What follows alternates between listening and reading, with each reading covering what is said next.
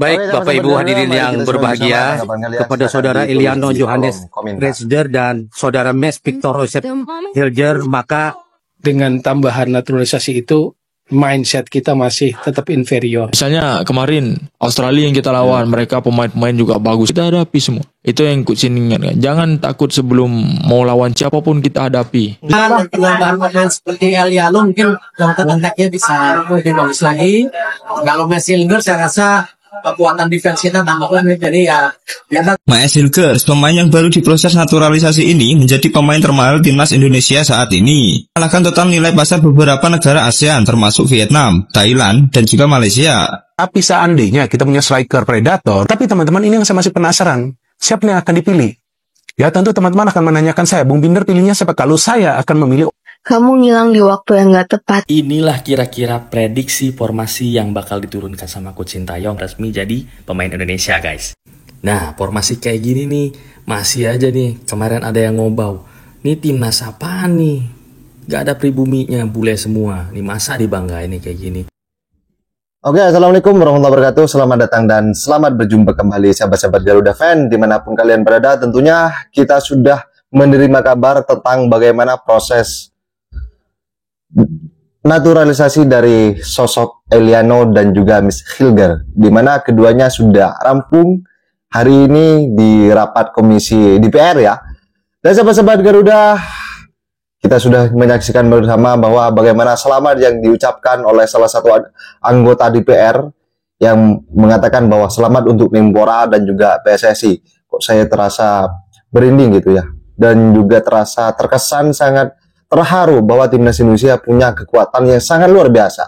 Dan sahabat-sahabat Garuda, kalau kita bicara dari tinta emas dan menuju Indonesia emas adalah kita sudah punya Pak Erick Thohir. Dan kalau kita bicara Pak Erick Thohir, tentunya orang Indonesia pertama yang menjadi pemilik klub Liga Italia yaitu Inter Milan. Ini sebagai flashback ya. Dan juga bagaimana timnas Indonesia saat ini di bawah komandonya. Tentunya harapan dari seluruh bangsa dan juga supporter dari Sobat Garuda Fan timnas Indonesia harapannya adalah bisa lolos ke Piala Dunia. Namun sahabat-sahabat Garuda Fan, kita tetap realistis bahwa di round 4 dengan melaju dengan lolos ke Piala Dunia. Namun jika itu finish sebagai 2-3 itu adalah sebuah bonus bagi kita. Dan sahabat-sahabat Garuda, kini saatnya para pemain menjawab bagaimana setelah berbondong-bondong memberikan mematahkan statement-statement yang elit politikus, elit mafia, dan juga pengaturan skor. Jika itu terbukti terjadi di PON, maka tentunya akan dibabat habis oleh Pak Erick Thohir. Dan sahabat-sahabat Garuda, biar gak salah paham, mari kita simak bersama dan tanggapan kalian silakan ditulis di kolom komentar.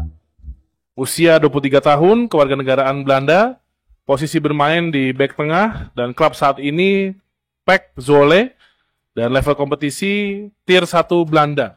Nama lengkap, Mes Victor Joseph Hilgers, tempat dan tanggal lahir Belanda 13 Mei 2001, usia saat ini 23 tahun, klub saat ini FC Twente, level kompetisi Tier 1 Belanda.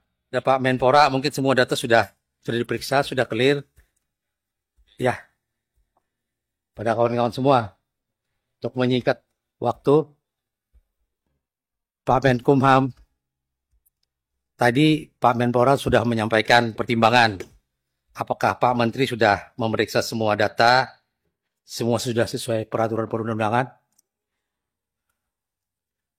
Sudah Pak. Oke. Lewat Direktur Jenderal Lahu kita sekarang melakukan. Kawan-kawan, kira-kira apakah setuju? Kami juga setuju. Sebetulnya pertanyaan sepak bola ke kita, kalau kita bicara itu adalah bule Australia dan kita juga punya bule Indonesia, apakah kita akan main dengan strategi yang sama lawan Arab? 5-4-1, cenderung bertahan, retreat kalau kehilangan bola di wilayah permainan sendiri. Lalu kita sebagai penggemar pecinta timnas deg-degan gitu loh. Semoga enggak. Maksud saya ingin melihat sebuah strategi lain, sebuah keberanian, sebuah kepercayaan diri. Karena sekarang kan timnas sudah dibekali. Kalau kita lihat lawan Arab kan 9 naturalisasi 2 lokal. Masakan dengan tambahan naturalisasi itu mindset kita masih tetap inferior.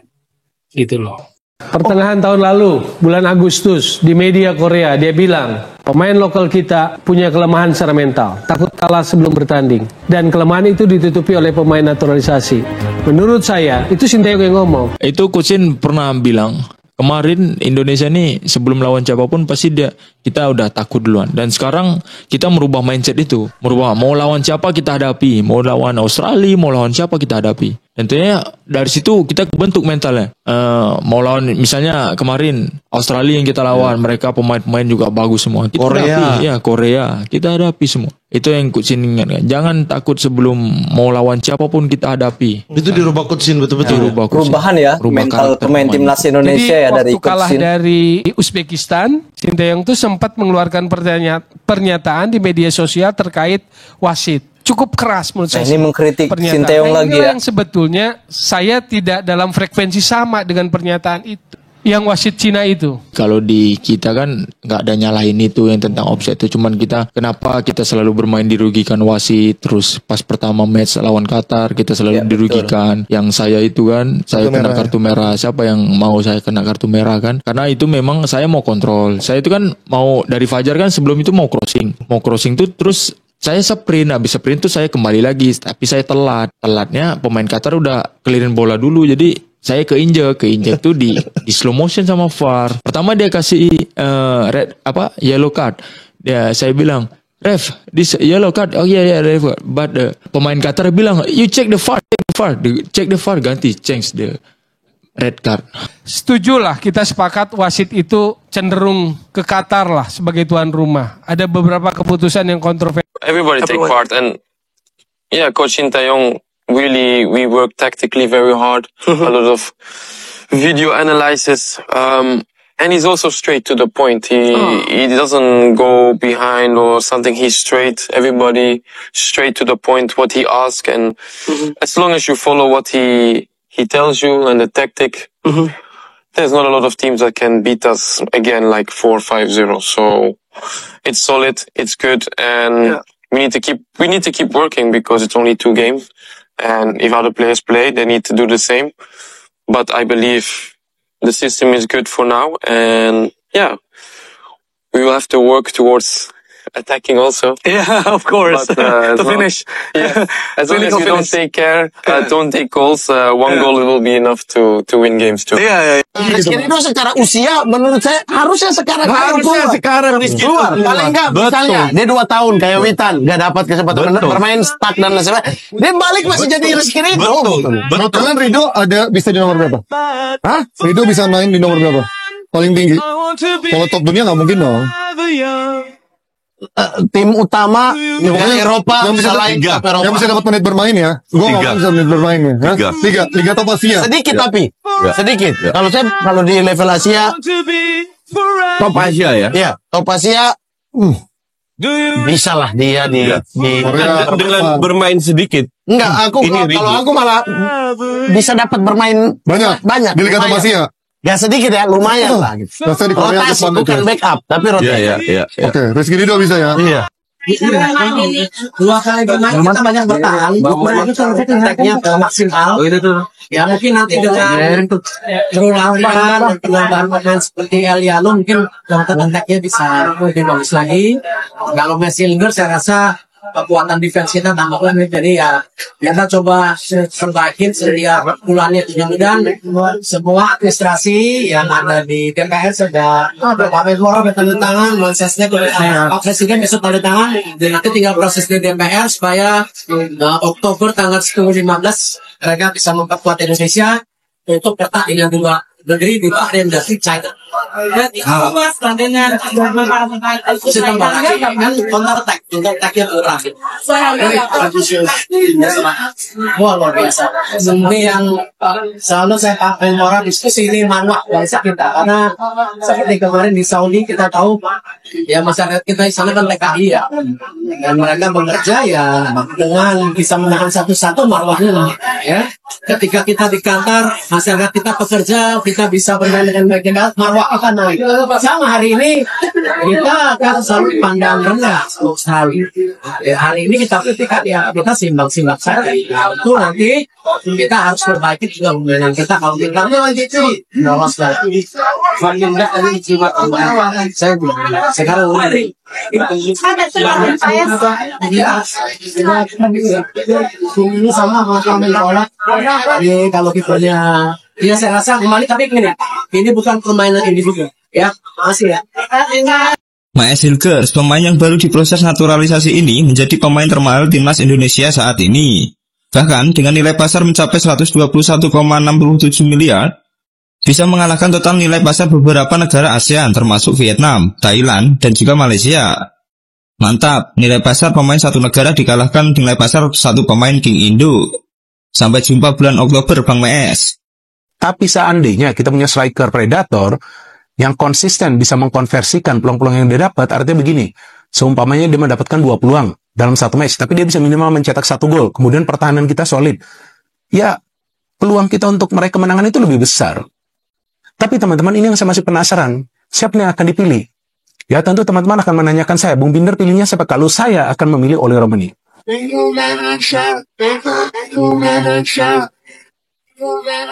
Ini pemain yang benar-benar bagus. Saya sudah melihat cuplikan dia main, dan saya melihat itu extended highlights. Jadi bukan cuplikan dia saja, tapi cuplikan timnya bermain. Bagus sekali ini striker. Nah kita gue sekarang punya ini cuy. Cuma back santai. Masih muda, belum matang. Lagian belum punya pemain depan yang bagus. Pemain depan sih, tapi masih muda juga, belum matang. Backnya masih rapuh tuh, gampang dibongkar. Gelandangnya gak ada yang Bang udah bang.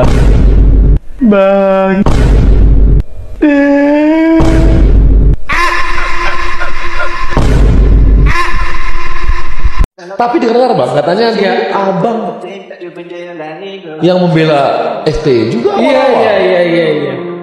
Awal-awal lewat channel sendiri. Ya. Waktu itu tahun 2020 sama 2021 awal-awal saya melihat gelagat yang kurang enak lah dari Indra Safri dan Yeyen Tumena waktu itu di dalam. Yeyen Tumena sebagai ketua asosiasi pelatih sepak bola. Jadi saya membela Sinteyong waktu itu. Karena menurut saya belum waktunya dan jangan diusik. Karena corona lagi ya. Iya gitu. Secara momen juga belum waktunya. Iya. Tapi kalau udah saatnya untuk dikritisi ya dikritisi gitu. Ya saatnya dikritisi, saya mengkritisi, saya menagih janji itu gitu. Menagih janji Sinteyong itu. Ada lagi viral tuh kalimat yang bahkan saya posting juga tadi mengenai kita menang itu bukan karena kita yang bagus, tapi memang Vietnamnya lagi kurang bagus permainannya. Itu tanggapannya gimana dong, komentar-komentar kayak gitu? Kalau Vietnam kurang bagus, kenapa Vietnam yang mendominasi jalannya pertandingan di pertemuan kedua ini mereka lebih lama menguasai bola? Terus kenapa di pertemuan pertama, di babak pertama Indonesia hanya bisa menciptakan 1 peluang di babak pertama, di pertemuan pertama itu the Rafael Struijk. Artinya apa? Artinya bahwa Vietnam juga sebenarnya permainannya gak buruk, cuma Indonesia memang lebih baik permainannya. Itu aja sih kalau menurut saya. Cuman kan jujur ya, saya kasihan aja sih sama mereka yang mungkin tidak suka dengan kemajuan timnas, atau mungkin tidak suka sama kita. Jujur, ini saya gak lagi bercanda, saya kasihan banget sama mereka. Karena mungkin mereka berharap timnas gagal, timnasnya menang. Apa bahan lagi bagi mereka? Ya ini bahan mereka. Ya bahan mereka ini, bahwa karena Vietnamnya lagi kurang baik. Apanya yang kurang baik? Vietnam mainnya gila kok. Makanya kita kan beberapa kali keserang juga itu. Bahaya juga gawang. Iya. Betul, cuma kan memang statement-statement seperti ini dari sebagian netizen kita ini menurut saya yang mencerminkan bahwa sebetulnya ada juga sih di antara netizen kita yang memang tidak ingin timnas kita maju, dan itu sangat disayangkan karena segala sesuatunya sekarang sedang berjalan on the right track. Apalagi yang mereka harapkan?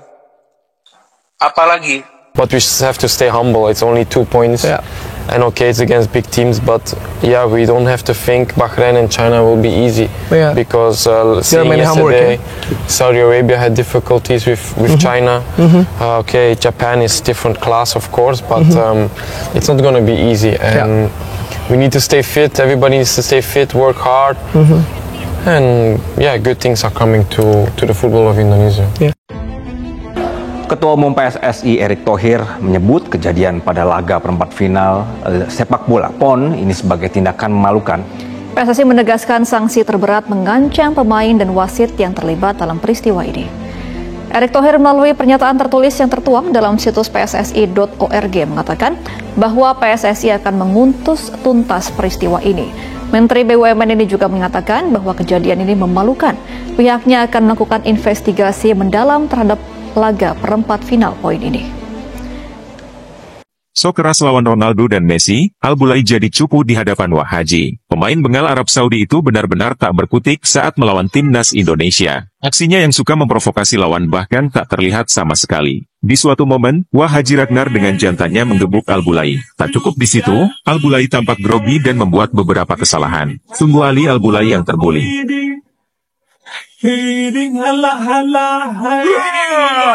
Mentakkan Indonesia bagus. 1 poin harus kita bersyukur. 1 poin berharga. Ya, itu harga luar biasa 1 poin. Kamu ngilang di waktu yang gak tepat. Gak tepat banget. Aku gak pernah merasa sepatah ini. Aku gak pernah nyangka kalau orang yang membuat aku jadi kayak gini justru orang yang pernah membuat aku ada di titik terutuh. King, friendly match King. Sorry, siapa ya? AFF ikut kan? Jangan lancang ya. Yaudah, SEA Games King. Sorry, kita udah nggak level. Join King. Abang-abangan Pildun. Kenal mereka nggak, Bang? Mereka ada timnasnya.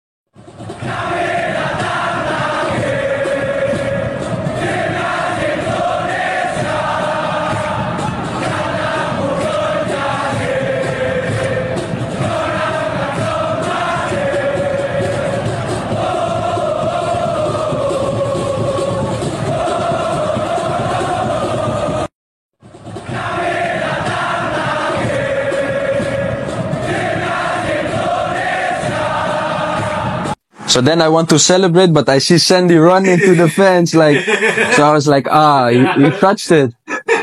And then in halftime, he went to me, he said, yeah, I think I scored. So then after the game, we went to the coach and we asked him like, who scored the goal? Because on some platform they put Sandy and some they put my name. So then we started a little bit on Instagram, like to joke around. My goal. It's my goal. Ragnar, are you? 100% my goal. It's my yours. goal. Yeah, It's yours, yeah? Ask Are you sure?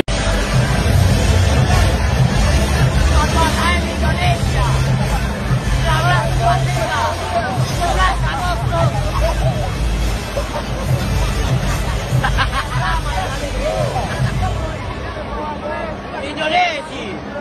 We love you, Saudi. Menang Indonesia.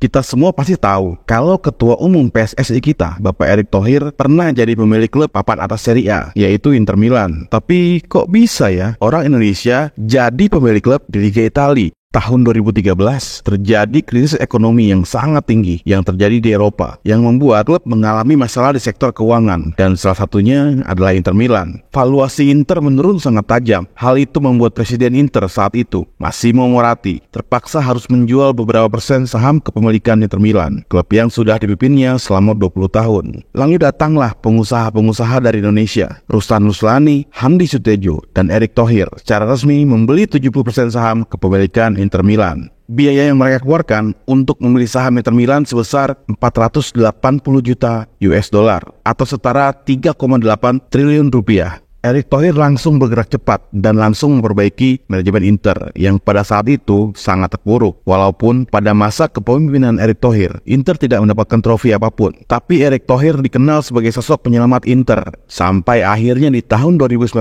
dia melepaskan seluruh sahamnya di Inter Milan ke sebuah perusahaan asal Cina yang bernama Suning Holding Group.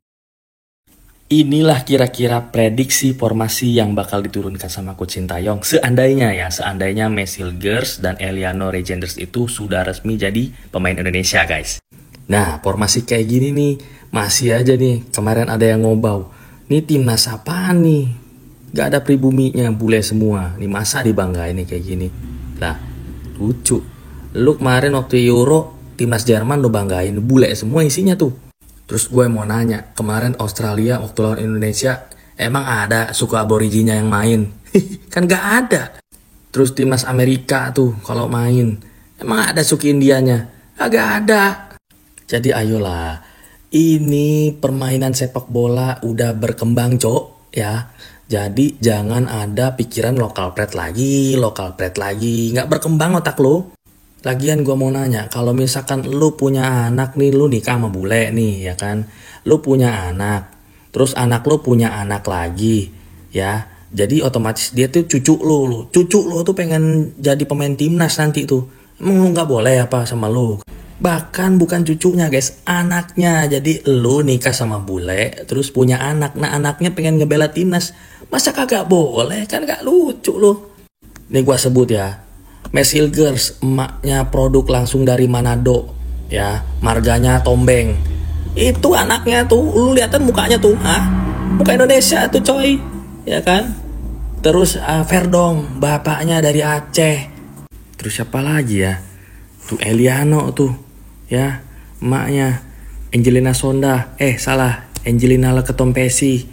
Itu produk langsung dari Ambon, guys, ya, Maluku punya tuh. Jadi mulai sekarang ya guys ya, sudahi pemikiran lokal pride ya, jangan ya.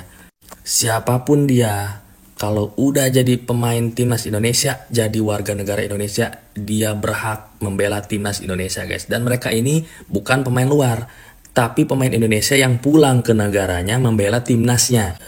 Lagian lu tinggal nonton doang, duduk nikmatin bola. Bawel bener lu kayak toel. Oke, sahabat-sahabat Garuda, saya rasa cukup tentang statement kali ini. Jadi bagaimana sebuah pengalaman yang sudah dimiliki Pak Erick Thohir dalam urusan sepak bola, pengalaman beliau dalam urusan mendatangkan pemain. Jadi kekuatan timnas Indonesia saat ini adalah sesuatu yang sangat luar biasa. Dan kita sudah menyaksikan bagaimana sebuah tim saat ini. Jadi karena sudah rampung Miss dan juga Eliano, maka starting line up yang barusan ini akan kita nikmati di pertandingan selanjutnya yang akan tandang ke dua laga, yaitu Bahrain dan juga Cina. Dan sahabat-sahabat Garuda, semoga timnas Indonesia bisa meraih poin sempurna ketika bersuah tim tuan rumah nanti. Dan kabarnya tim tuan rumah memberikan pesiwar walaupun masih lama bertemu, dan saat ini pelatih mereka memberikan pesiwar yang enggak main-main. Dan sahabat-sahabat Garuda, kita berikan doa yang terbaik, dukungan yang terbaik. Kita tetap berikan doa setiap hari-hari kita, waktu-waktu kita. Dan kalian yang dekat dengan stadion, mari datang langsung ke stadion untuk memberikan kesemangatan mereka yang berjuang di atas lapangan. Dan sahabat-sahabat Garuda, bagaimana tanggapan kalian soal dari kritikan-kritikan yang tidak mendasar dari para kritikus? Dan tentunya kalian sudah tahu kan, di beberapa video yang sudah saya sela-selakan, tentunya timnas Indonesia akan terus bangkit tanpa memikirkan sebuah kritikan tentang naturalisasi, sebuah tentang asprop yang saat ini sungguh betul-betul akan dibenahi oleh Pak Erick Thohir. Dan sahabat-sahabat Garuda, bagaimana tanggapan kalian? Silahkan ditulis di kolom komentar, dan jangan lupa like video ini sebanyak-banyaknya dan di-share video ini sebanyak-banyak mungkin agar kalian tidak ketinggalan informasi penting khususnya timnas Indonesia. Salam sepak bola keren, salam sepak bola bersih, salam Garuda terus mendunia. Bersama saya, salam olahraga.